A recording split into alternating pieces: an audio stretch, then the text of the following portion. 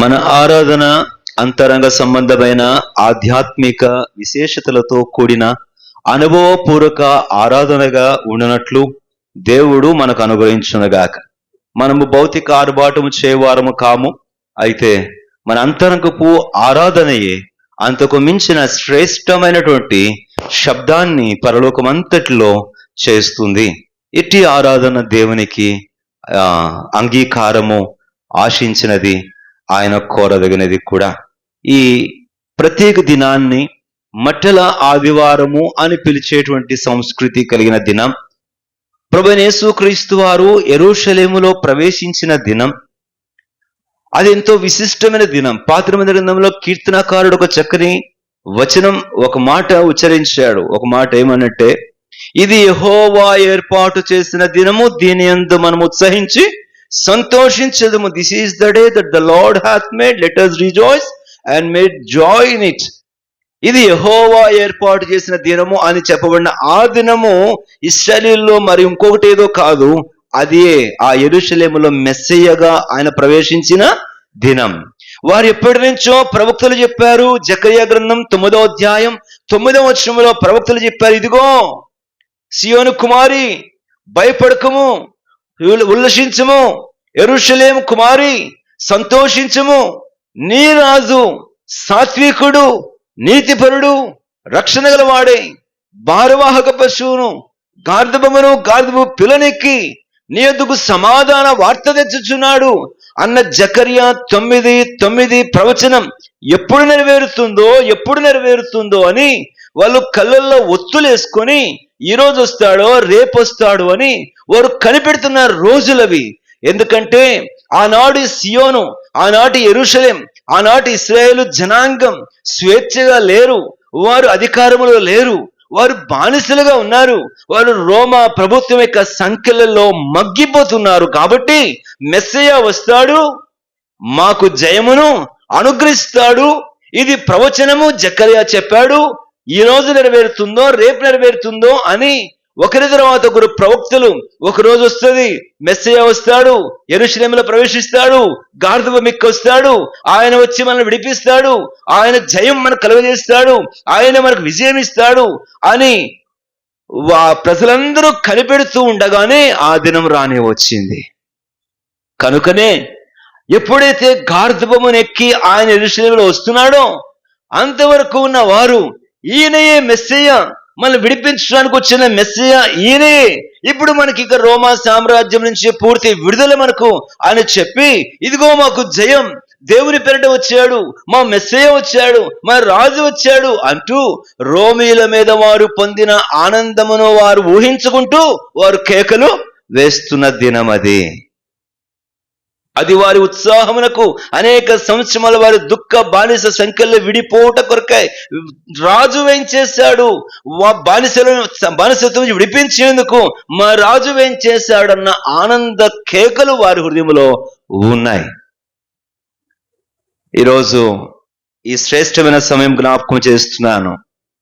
మొట్టమొదటి తలంపుగా మనం ప్రభువును ఆరాధించేది ఏంటంటే 24వ కీర్తనలో, యెరూషలేము గుమ్మములారా, పురాతన తలుపులారా, తలలు పైకెత్తండి, ఇదిగో మీ రాజు, మహిమగల రాజు, శౌర్యముగల పరాక్రమగల రాజు ప్రవేశిస్తున్నాడు అని చెప్పబడిన లేఖనం మనం ఆరాధించేందుకు కొరకైన మొదటి తలంపు. కనుక మొదటి తలంపు ఏమంటే, తలలు పైకెత్తిన రాజు స్తుతింపబడును గాక. మన తలలు పైకెత్తిన రాజు అంటే సియోను లేక యెరూషలేము గుమ్మాలు అంతవరకు తలలు దించి ఉండడం, ఇంకో మాట చెప్పాలంటే తలవంపుల పాలవడం, సిగ్గు, అవమానం, నింద వారి మీద ఉంది.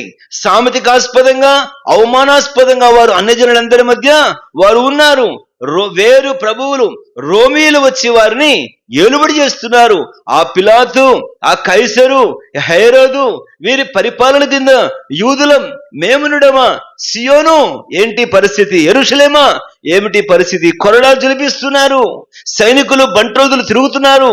మనము మన సొంత దేశం నుండి మనము పైకం కడుతున్నాం, రుక్కం కడుతున్నాం, పన్ను కట్టేటువంటి వారం అయిపోయామే. ఇది వారి దుఃఖం, వారి భయం. ఇది మన జీవితాలను జ్ఞాపకం చేస్తుంది.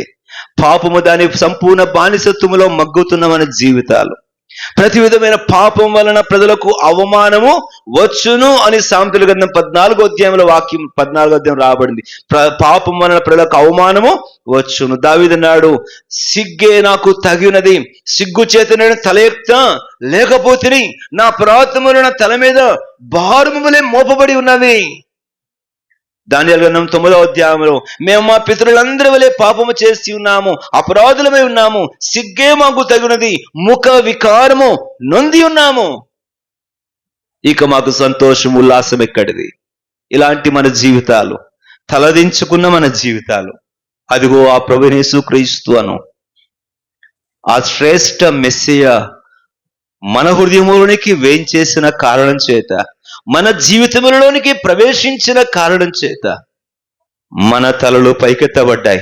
ఆ మహిమగల రాజు ప్రవేశించిన కారణమే నా ఈ జీవితం పురాతన పాపములో, పాపపు వంశములో, పాపము తరతరాలు వెలుబడి చేస్తున్న జీవితములో ఇక పాపం వలన కలిగిన అవమానమంతా దొరికిపోయి, ఆ బానిస సంఖ్యలు తెగిపోయి, నా జీవితం ఈనాడు మహిమగల రాజా నీవు ప్రవేశించిన కారణం చేత నేను తల ఎత్తిన వాడను అయితిని. మీకు యోసేపు యొక్క కలలో చెరసాలు ఉన్నప్పుడు ఇద్దరు గురించి మీకు ఎరుగుదురు. ఆ ఇద్దరు గురించి యోసేపు అన్నాడు, నీ తల తీసేస్తాడు, ఒకరు కూర్చున్నాడు, మరొకరు కూర్చున్నాడు, నీ తల పైకి ఎత్తును అనగా నేను ఎగ్జాల్ట్ చేయను. ఇక ఇప్పుడు సిగ్గు ఉంది కదా, చెరసాలు ఉన్నావు కదా, ఈ బందీఖాన వల్ల నీకు అవమానం ఉంది కదా, రాజు నేను తలపైకి ఎత్తాడు, ఎగ్జాల్ట్ చేస్తాడు. అట్లనే మరొక దినం వచ్చింది, రాజు అతనిని పిలిచి తిరిగి అతని యొక్క స్థానం అతనికి ఇచ్చాడు. అనగా సిగ్గును అవమానాన్ని తీసివేసి ఘనతను ఇచ్చాడు. ఈరోజు మన జీవితంలో we thank God for rolling away all the reproach and shame from our heads.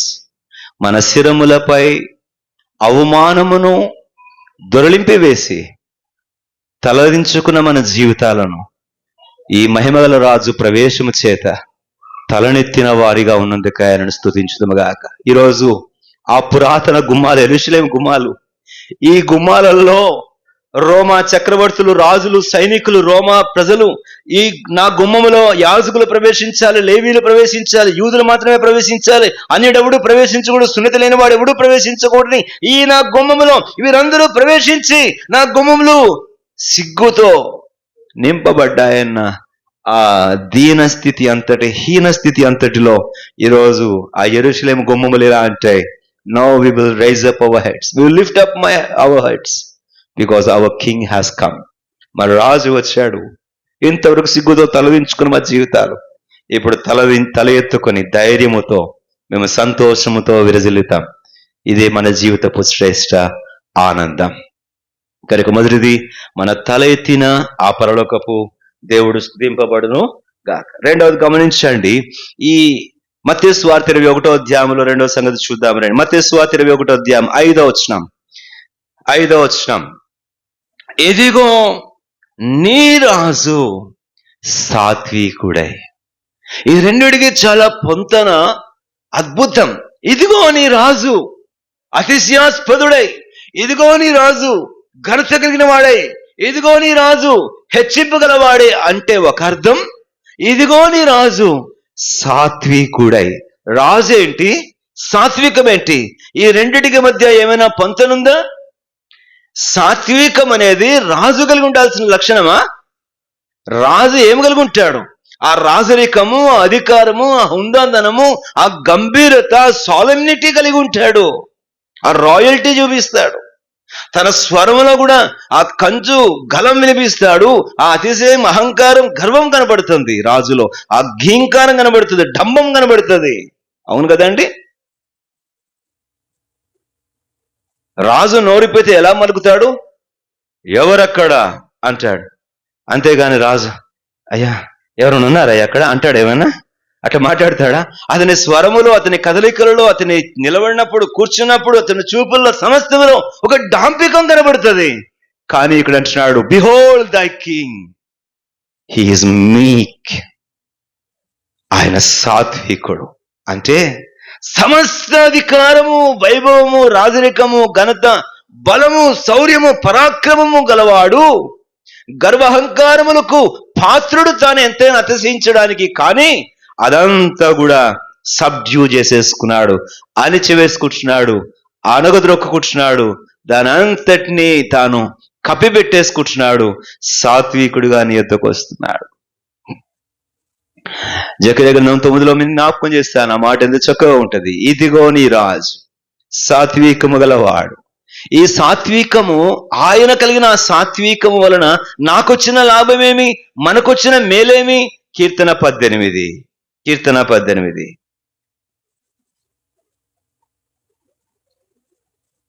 కీర్తన 18:35. ఓ నా రాజా, నీవు సాత్వికుడవు, నీ సాత్వికమే. చదవండి.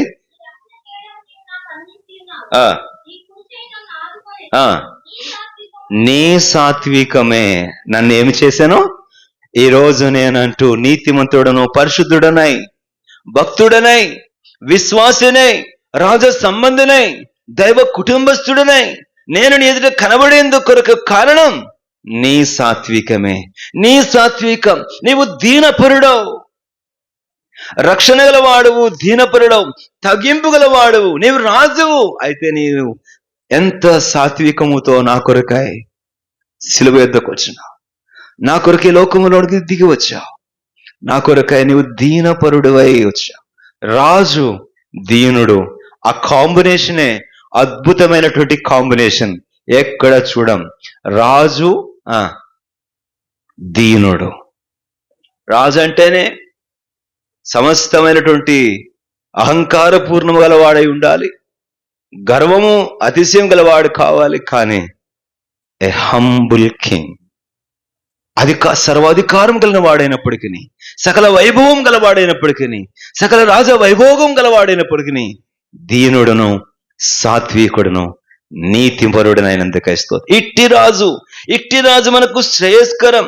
ఇట్టి రాజు మనకు, చూడండి దయచేసి సామెతలు 16:15. ఇట్టి రాజు వలన మాత్రమే కలిగిన ఆశీర్వాదం, ఆ రాజు సాత్వికం వలన నేను గొప్ప చేయబడ్డాను. రెండవది, రాజు యొక్క ముఖ ప్రకాశం వలన నాకేమి కలిగేను? చదవండి. రాజుల ముఖ ప్రకాశం వలన ఏమి కలిగేను? నాకు జీవము కలిగినది. ఆ రాజు యొక్క ముఖ ప్రకాశమే నాకు జీవము కలిగినది. ఈ రాజు ఉన్నతుడైన రాజు కాదా? ఈ రాజు న్యాయవంతుడైన రాజు కాదా? ఈ రాజు నా యొక్క స్థితిని మార్చగలిగిన రాజు కాదా? 25వ సామెతల అధ్యాయం, రాజులు 25:2 నుంచి రాబడినది. సంగతి శోధించుట రాజులకు ఘనత, రాజుల అభిప్రాయములు అగోచరములు. ఆ తర్వాత 5వ వచనం, అతని సింహాసనము నీతి వలన స్థిరపరచబడును. కనుక ఈ రాజు ఎంత శ్రేష్టమైన ఘనత కలిగిన వాడైనప్పటికీ ఆయన సాత్వికం వలన నేను గొప్ప చేయబడ్డాను, ఆయన ముఖ ప్రకాశం వలన నాకు జీవము కలిగినది. కనుకనే ఆ పరలోకపు రాజు నా కొరకే వేంచేసినందులకై నేను ఆయనను స్తుతించుచున్నాను. చూడండి 16వ అధ్యాయంలోని మాట 10వ వచనం చూడండి. ఇదిగో నీ రాజు, ఆ సాత్వికుడు, నీతిపరుడైన రాజు నాకు గొప్ప చేశాడు. అంతేకాదు, నాకు జీవము కలగజేశాడు. 16వ సామెతల గ్రంథం 16వ అధ్యాయం తర్వాత ఇంత చెప్పిన 10వ వచనం, దేవోక్తి పలుకుట ఈ రాజు, ఇదిగో నా రాజు, ఓ సియోను నీ రాజు మాత్రమే కాదు, ఈరోజు ఆయన నా రాజు నాతో ఏమి పలికాడు? దేవోక్తి పలికాడు. నా రాజు నోట నేను దేవోక్తులు విన్నాను. ఆ దేవోక్తుల వలన నాకు కలిగిన క్షేమం. బిలామంటాడు ఆ మాట, దేవోక్తి, దైవ వాక్కు తీసుకొచ్చిన రాజు, దైవ వాక్కు తీసుకొచ్చిన రాజు. ఆయన న్యాయము తప్పలేదు. తర్వాత చూడండి, సరే కింద వచనాలు కూడా మనం 12లో అది మాట చూస్తాం. నా తలంపు ఏమనంటే, ఇట్టి శ్రేష్టమైన రాజుగా ఆయన వేంచేసినందులకు. మొదటిది, తలదించుకున్న యెరూషలేము గుమ్మాలు తల ఎత్తినట్లుగా ఆనాడు నా జీవితంలో పాపపు బానిసత్వం వలన తలదింపబడిన తలంపుల పాలైన మానవాళి అంతటికి ఘనతను అనుగ్రహించిన దేవునిగా, తలనెత్తిన దేవునిగా చూస్తున్నాం. ఆ గుమ్మములు చెప్పే సత్యం అది. రెండవది, ఇదిగో నీ రాజు అన్న ఈ మాటలో, అవును నా రాజే, సాత్వికుడు, ఆయన సాత్వికమునను గొప్ప చేశాను. అవును నా రాజు, ఆయన ముఖ ప్రకాశం వలన నాకు జీవము కలిగాను. అవును నా రాజా, నీ నోటి దేవోక్తి వల్ల నాకు బోధ కలిగాను. కాబట్టి ఆ మట్లాదివారం నాడు ప్రభువైన యేసుక్రీస్తు వారి నోట వినబడినటువంటి కొన్ని మాటలు కూడా మళ్ళా మనం తర్వాత చూద్దాం. కాబట్టి మన రాజుగా ఆయన అనుగ్రహించిన అతి శ్రేష్టమైన ధన్యతకై ప్రభువును స్తుతిద్దాం. మూడవది, అక్కడే మత్తయి సువార్త 21వ అధ్యాయానికి రండి తిరిగి. గుమ్మములారా తలలు పైకెత్తుకునడి మొదటిది, ఇదిగో నీ రాజు సాత్వికుడు రెండవది. మూడవ తలంపు అక్కడే చూడండి, 5వ వచనం, ఇదిగో నీ రాజు సాత్వికుడై. 5వ వచనం, గాడిదను చదవడమాట, భారవాహక పశువు పిల్ల అయిన చిన్న గాడిదను ఎక్కిన యొద్దకు వచ్చుచున్నాడని సియోను కుమార్తెతో చెప్పుడి. భారవాహక పశువు ప్రభువైన యేసుక్రీస్తు వారు పరలోకపు తండ్రి తనకు అప్పగించిన మానవాళి అంతటి పాప క్షమాపణ కొరకైన భారమును వహించిన వాడు. ఆ భారవాహక పశువుని ఎక్కి వచ్చుచున్నాడు అని సియోనుతో చెప్పుడి అంటే అది చాలా సంతోషం సియోను కుమార్తెకి. ఎందుకు అనంటే ఆయన వచ్చి ఏం తెస్తున్నాడు? నీకు ఒక వార్త తెస్తున్నాడు సియోను, నీకు ఒక మాట తెస్తున్నాడు. నేను మీకు జ్ఞాపకం చేస్తాను, గార్ధబొమ్మ ఎక్కి వస్తున్నాడు అంటే సమాధాన వార్త తెస్తున్నాడు అని అర్థం. ఏం వార్త తెస్తున్నాడని? యుద్ధ వార్త అయితే ఏమెక్కి వస్తాడు? గుర్రం ఎక్కి వస్తాడు. గార్ధబొమ్మ ఎక్కి వస్తున్నాడు అంటే ఖచ్చితంగా సమాధాన వార్తనే తెస్తున్నాడు. సమూయేలు గార్ధబొమ్మ ఎక్కి వచ్చాడు యెషయి ఇంటికి. యెషయి ఎదురుపోయి నీవు సమాధానంగా వచ్చుచున్నావా అంటే ఏమన్నాడు? సమాధానముగానే వచ్చుచున్నా. కనుక ఈ వార్త సియోను దగ్గరికి ఈ భారవాహక పశువు ఎక్కి వస్తున్న ప్రభువు తెచ్చాడు. ఏమి వార్త అంటే సమాధాన వార్త. అదే మనం యెషయా గ్రంథంలో చూస్తాం. ఏమిటా సమాధాన వార్త? ఇదిగో నీ రాజు ఏలుచున్నాడు. బాధపడుతున్నావు కదా, రోమీలు ఏలుస్తున్నారని, వారి అధికారం కింద ఉన్నానని, వారి కంట్రోల్లో ఉన్నానని, వారి చెప్పు చేతుల కింద ఉన్నానని బాధపడుతున్నావే, నో మోర్ వరీ. ఇదిగో నీ రాజు అధికారము క్రిందనే ఉండబోతున్నావు. ఆ రాజు నీ ప్రభువు. చదవండి మాట, యెషయా గ్రంథం 52వ అధ్యాయం 7వ వచనం. సియోను సమాధాన వార్త పట్టుకొస్తున్నాడు ఈయన. అందుకే గార్ధబొమ్మ ఎక్కొచ్చాడు. ఏమిటా వార్త? చదవండి గట్టిగా. సువార్త ప్రకటించుచు, సమాధానము చాటించుచు, సువర్తమానము ప్రకటించుచు, రక్షణ సమాచారము ప్రచురించు వాని పాదములు నీ దేవుడు ఏలుచున్నాడని సియోనుతో చెప్పుచున్న వాని పాదములు. ఎంత సంతోషం. 9వ వచనం, యెరూషలేమునందున్న పాడైన స్థలములారా ఉత్సహించి ఏకముగా సంతోషగానము, ఎందుకంటే యెహోవా తన జనులను ఆదరించెను, యెరూషలేమును. ఈరోజు మన జీవితాలు ఆ భారవాహక పశువునెక్కి వచ్చుట అనేది సమాధాన వార్తను మనకు ప్రకటించుట. అవును, నా జీవితానికి నీవు అందించిన ఈ సువర్తమానముకై, సమాధాన వార్తకై స్తోత్రాలు. నీవు నన్ను ఏలువాడవని, నీవు నా ప్రభుండవని, నేను ఇక మీద నీ ఆధీనములో ఉందునని, నేను ఇక నీ యొక్క ప్రభుత్వము క్రింద, శిరస్వత్వము కింద సాగుదునన్న శ్రేష్టమైన సమాధాన వర్తమానం నాకు అందించినందులకై నీకు స్తోత్రములు. అపవాది యొక్క హస్తముల క్రింద ఉన్న నన్ను, ధర్మశాస్త్రం యొక్క అధికారము క్రింద ఉన్న నన్ను, పాపం యొక్క బలము క్రింద బానిసనై ఉన్న నన్ను, శాపము యొక్క అధికారము క్రింద ఉన్న నన్ను కాదు, ఇక ఇదిగో నీ రాజు ఏలుచున్నాడు. ఫ్రమ్ నవ్ ఆన్వర్డ్స్, ఇక నిజట నీవిదిగో ఈ శ్రేష్టమైనటువంటి ప్రభుల వారి ఆధీనములో నీవు ఉండబోతున్నావన్న వార్త నా దగ్గరకు వచ్చిన దినమే నా జీవితానికి ఎంతో ఉత్సాహమును సంతోషాన్ని కలిగించిన దినం. నేను పాడైపోయిన నన్ను ఆదరించి నాకు అందించిన సువర్తమానముకై నీకు స్తోత్రం. ఆనాడు యేసు ప్రభువారు భారవాహక పశువునెక్కి రావటం అనంటే సియోనంతటికి ఈ గొప్ప సువర్తమానాన్ని అందించడమే. అది నాకును ఆయన అందించినందులకై నన్నును పాడైయున్న స్థలముగా ఉన్న నన్నును ఆదరించి ఆ సమాధాన వార్తను నాకును ప్రకటించినందులకై ఆయనకు స్తోత్రం.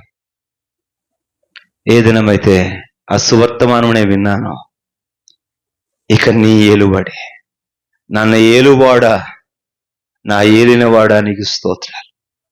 కనుక ఈ శ్రేష్ఠ వార్తకై, సమాధాన వార్తకై ప్రభువును స్తుతి. అందుకని యోహాను సువార్త ఒక మాట చదివించాను మీకు.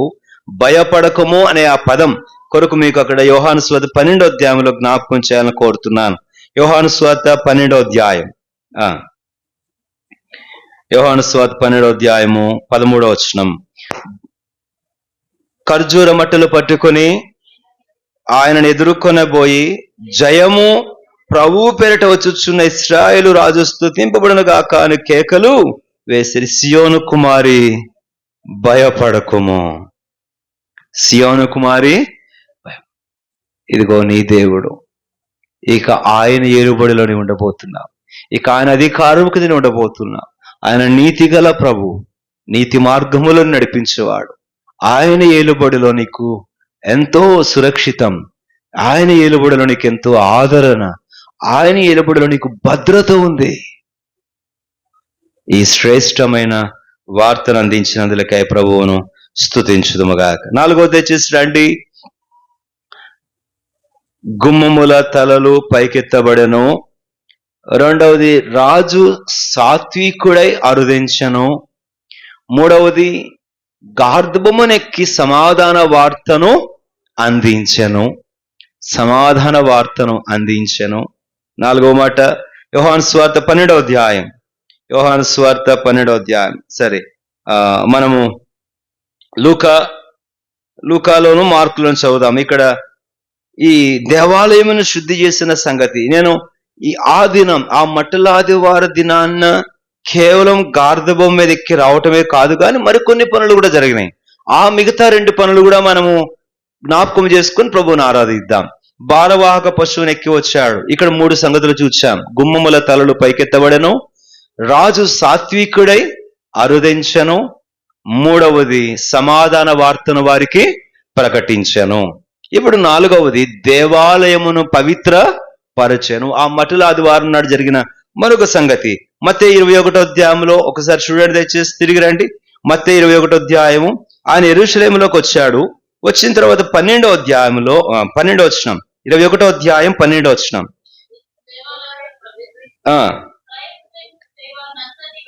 వెళ్ళగొట్టి పడద్రోసి